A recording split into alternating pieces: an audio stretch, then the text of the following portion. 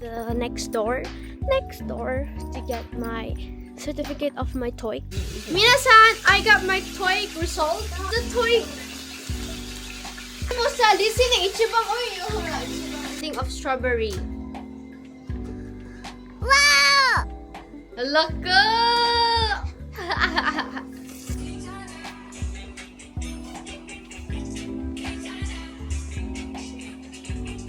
Ohayou gozaimasu, minasan. Ohayou minna. So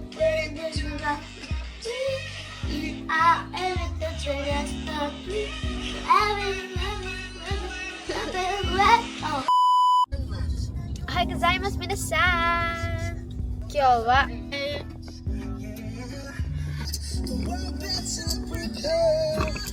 I'm a billionaire.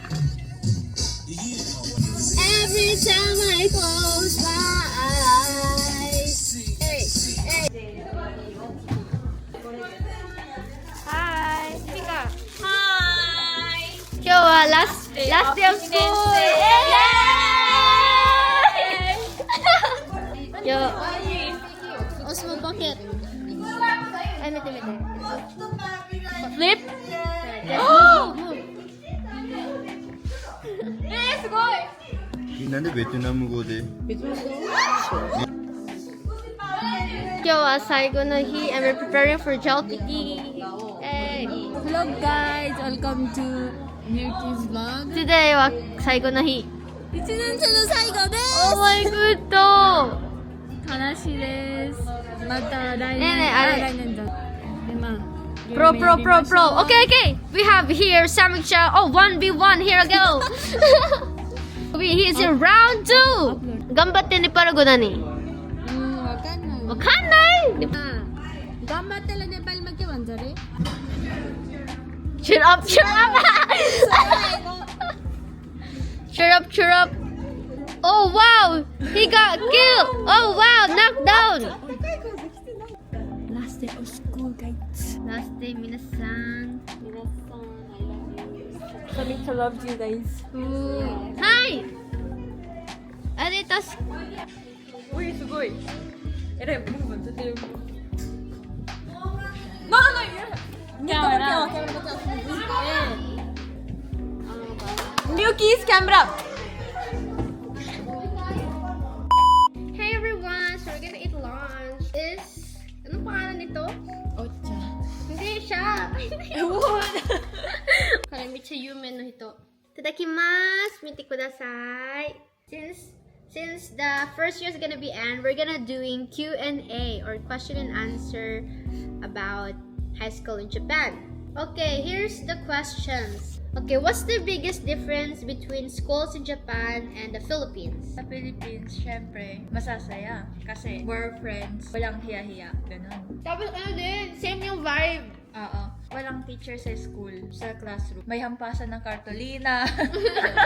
May natutulog sa sahig, may kumakain. Pero sa Japan, pag may school, tapos pag walang teacher, need mo pala magbigyo kasi titingnan-tingnan ka ng teacher. Kaya nga, yung siguro yung the rules is different and at the same time the Japanese is not that energetic as a Filipino. I think the vibe of joke is different. Meron naman Japanese na same kayong vibe. Pero bihira lang. Okay, how strict are Japanese school? Dress code, rules, and etc. Hair color. And piercing. Strict yung school namin guys, pero pasaway ako eh. Nagpi-pierce ako and nagmamas. Okay, what's your favorite subject and your least favorite school subject? I think yung favorite subject ko is English o tas kuko ko. Kasi yung kuko kasi same type class, di ba? Tapos parang nagchichikahan lang during class. English and Kokugo din. History ko. Pinaka-favorite subject ko, aralan ko. Tapos yung math, mataas pa. Pero dito lang pumunta ako sa Japan, baksak. My least favorite subject, I think science. Kasi di ko maintindihan. Maintindihan ko kaso Sensi kasi ang bilis magsalita ng Nihongo, di ba? Hatsugi, what's the best and worst thing about Japanese high school? I think the best thing is that you can actually make friends, not only Japanese but foreigner. Tatoiba, Nepal jin to ka, Iloilo jin, Vietnam jin to ka, and also Nigeria. And I think the worst thing about my life here in Japan, wala namang worst, pero siguro struggle lang pag-learn ng pagbasa ng libro. Pinaka-worst ko, yung pag magsasalita ng Japanese. Sila ka makakausap sa bahay ng Japanese. Sa school din. Gusto mong makipag-usap ng Japanese pero wala kang friend. I think 日常会話が大丈夫ですけど、敬語の日本語はそれは一番難しい。はい、次。 Funniest or weirdest experience in school? Nung umuulan. Kahihiyan ko. Di ba naka-sleepers ako nun? Di ba basa-basa yung, yung floor? Hindi ka na ako maano. Slide? Dito? Oo. Saan? Sa baba. Sa may paakit sa Sa soccer? Ashulak. Honto ni? Tapos, funniest, yung kila Eshi, tapos yung kay Sammy. Titanic sila.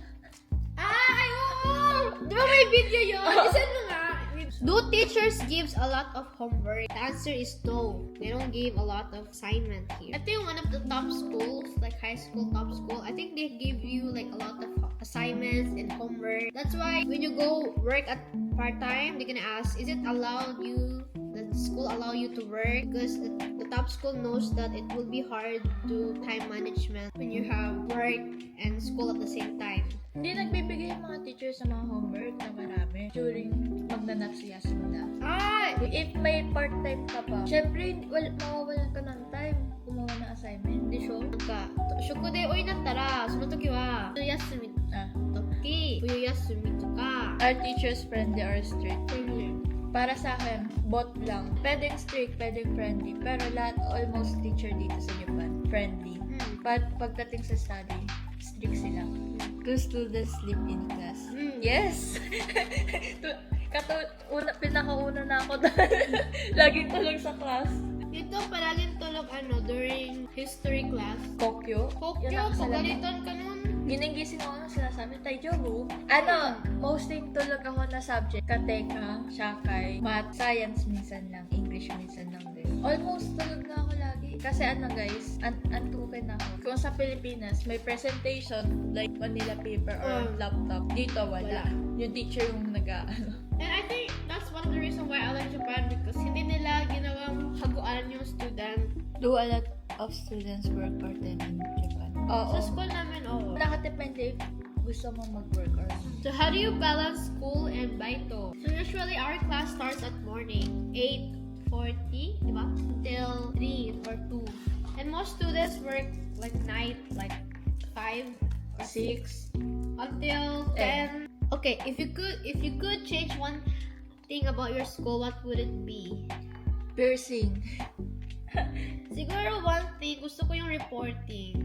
I want to setsume. Like, gusto ko this is like this, like that. Gusto ko na freedom sa piercing, hindi yung nagmamas. Thank you for watching. See you soon. Bye-bye, guys. Happy 1 year. Ichinense. Ichineng ka. Hey.